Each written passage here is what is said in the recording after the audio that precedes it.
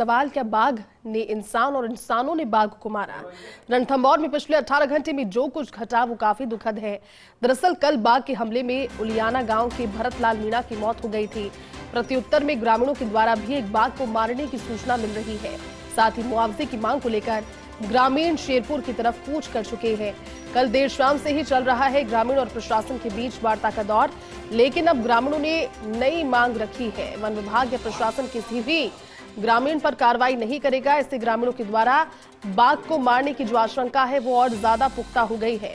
इसी बीच वन विभाग के एक उपवन संरक्षक व टीम को घटनास्थल पर भेजा, जिससे बाघ को मारने की घटना की तस्दीक हो सके। इधर ग्रामीण इतने आक्रोशित हैं कि खुद पुलिस ने वन अधिकारियों को ग्रामीणों के बीच जाने से रोक दिया है। मुआवजे पर सहमति बनने के बाद वन अधिकारी मौके पर पहुंचेंगे, लेकिन बाघ की हत्या की पुष्टि होने पर सहमति बनना काफी चुनौतीपूर्ण होगा, क्योंकि बीते 18 घंटे में जो कुछ भी घटा वो बड़ा कॉन्फ्लिक्ट दिखा रहा है। ग्रामीणों में आक्रोश है। जानकारी है कि एक बाघ को उन्होंने मारा है, लेकिन अभी स्थिति स्पष्ट होना बाकी है। ज्यादा बातचीत के लिए हमारे साथ एसोसिएट एडिटर निर्मल तिवारी जी जुड़े हैं। निर्मल जी, 18 घंटे बीत गए हैं, लेकिन जो कॉन्फ्लिक्ट है वो सिर्फ और सिर्फ बढ़ता नजर आ रहा है। गुस्सा है, आक्रोश है, होना लाजमी है, लेकिन ये बात कहना कि कोई कार्रवाई ग्रामीणों के ऊपर नहीं होगी प्रशासन की ओर से, इस बात को कहीं ना कहीं इंडिकेट कर रहा है कि उनकी ओर से भी कोई गलत कदम उठाया गया है। क्या जानकारी और लगी है निर्मल जी अब तक? सुप्रभात जयती। देखिए जयती, सबसे पहले तो आपको और तमाम हमारे दर्शकों को भाई दूज की बहुत बहुत शुभकामनाएं। जी सर।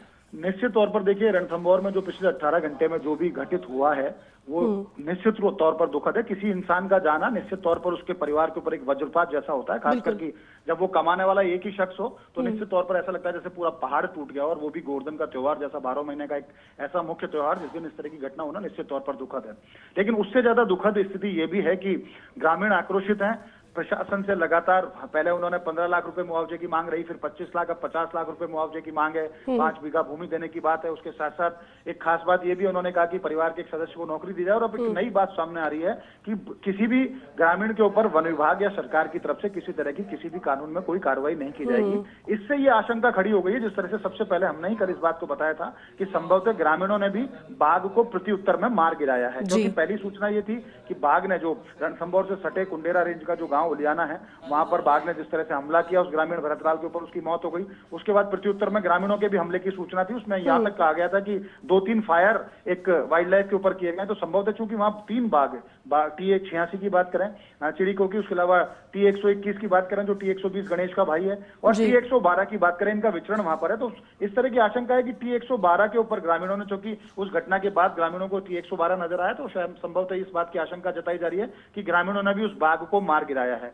हालात इतने ज्यादा इस समय, आक्रोश की स्थिति इतनी ज्यादा है, हालात इतने ज्यादा तनावपूर्ण है कि वन विभाग का कोई भी अधिकारी मौके पर इसलिए नहीं जा रहा क्योंकि पुलिस ने उनको रोक दिया है। ग्रामीण आक्रोशित हैं, और जिस तरह से पिछले दिनों जो झड़प हुई, कल जो झड़प हुई, उसके बाद आज सुबह हल्की झड़प की सूचना थी, उससे ऐसा लगता है कि अगर वहां वन विभाग का कोई अधिकारी जाता तो निश्चित तौर पर ग्रामीण आक्रोशित ग्रामीण उसके साथ भी कोई ना कोई इस तरह की घटना घट सकती थी। यही कारण है कि पुलिस ने वन विभाग के अधिकारियों को रोका। लेकिन इधर पूरे मामले की मुख्य वन्यजीव प्रतिपालक पवन उपाध्याय खुद मॉनिटरिंग कर रहे हैं। फील्ड डायरेक्टर अनूप केआर और रामानंद भाकर जो वहां के DCF हैं, वो लगातार मॉनिटर कर रहे हैं कि किस तरह के हालात हैं। एक टीम को भी रवाना किया है घटनास्थल पर, ताकि देखें वहां कोई बाघ का शव है क्या, या बाघ को किस तरह की और कोई क्षति वहां पहुंची, उसको देखने की भी एक टीम को रवाना किया है। लेकिन जिस तरह से ग्रामीणों ने अभी जो मांग उठाई है कि कोई कार्रवाई नहीं की जाए, उससे ये बात बलवती होती जा रही है कि संभवतः ग्रामीणों ने भी प्रत्युत्तर में बाघ को मार गिराया, जो निश्चित तौर पर दुखद है। क्योंकि पहली घटना दुखद ये थी कि भरतलाल की मौत हो जाना बाघ के हमले में, दूसरी दुखद घटना अगर इस तरह से प्रत्युत्तर में बाघ मरता है तो निश्चित तौर पर बड़ी घटना है, और यही सबसे बड़े गतिरोध का कारण भी पैदा हो सकती है। क्योंकि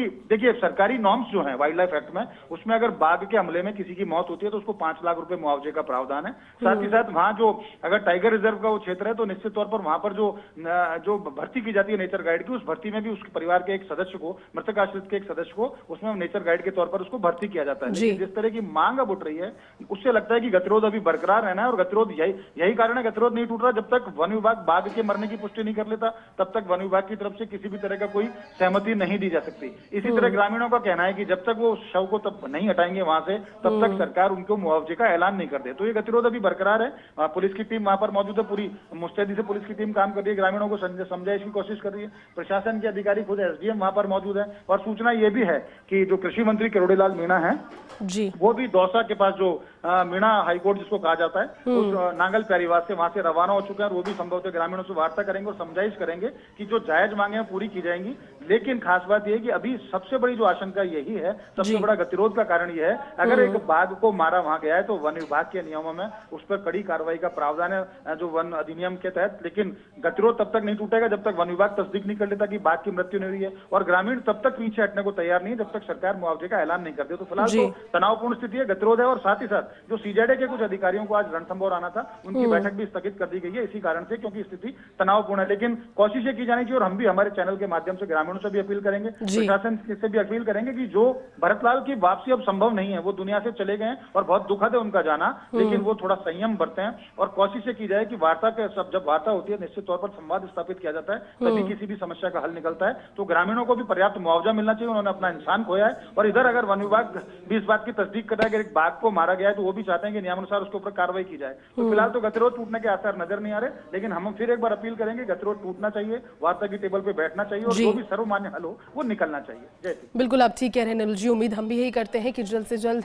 एक सहमति बने, बातचीत हो, और ये आक्रोश जो है वो लाजमी है, लेकिन इस पर कानून को अपने हाथ में ना लें। शुक्रिया आपका इस पूरी बातचीत के लिए।